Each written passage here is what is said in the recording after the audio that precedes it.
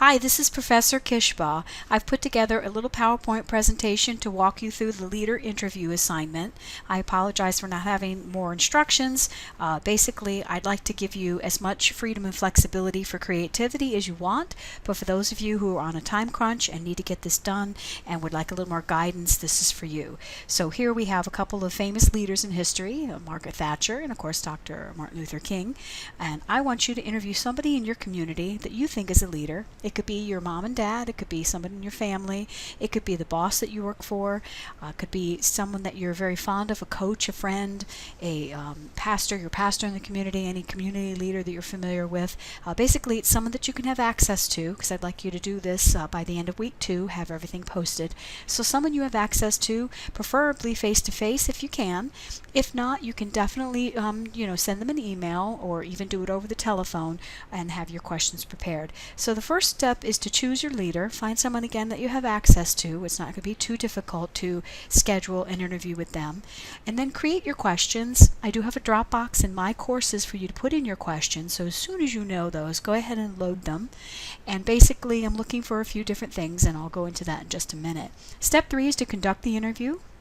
Step 4 is to write up the interview, then you'll submit it to the Dropbox, and then you'll go ahead and post it on your blog. Think of a leader you can interview, again, someone close to you, someone you have access to. If they're out of state or out of the country, you can go ahead and do that by email, but someone that you know will get back to you pretty quick. So here are just a couple of question examples. A lot of you are asking about questions to ask. Basically, what are some of your greatest challenges? What are your greatest moments? What makes a great leader? These are just examples. Anything you think that you want to know, develop at least 5 questions. These questions should, give a good response. Get your leader talking about themselves and some of the challenges that they've faced. Don't ask yes or no questions. Try to ask thought-provoking questions. I think 5 questions should be plenty. If you're lucky enough to conduct a longer interview, you might want to add a couple more, but I'm looking for at least 5. This here in this picture is Dr. Akiko Tanaka. She is a leader of a nonprofit here in St. Petersburg. She's very precious to me, and I have interviewed her on a couple of occasions, so you can think of someone in your community as well. Conduct the interview. Go ahead then and write up the results in Word. You can include the questions if you want to. And then I do have a Dropbox for the interview. So you're going to get questions, you are going to get points for submitting the actual interview. And then what I'd like you to do is post this to your blog. So once you're completely done with the interview, go ahead and create a blog post in your management blog. And basically you can include a picture of the person if you want. If you took a video on your iPhone or you did anything like that, or you have any kind of thing you'd like to present to us, put it on the blog. And basically, yes, put the questions and then the answers that the person gave you.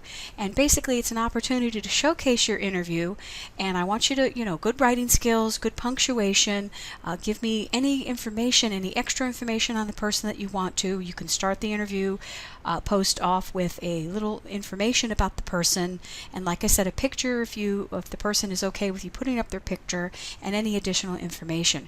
Remember, the management blog is going to take the place of major writing assignments, so it's an opportunity for you to not only talk about the persons you're interviewing and giving us the data on the person, but an opportunity for you to reflect on that as well.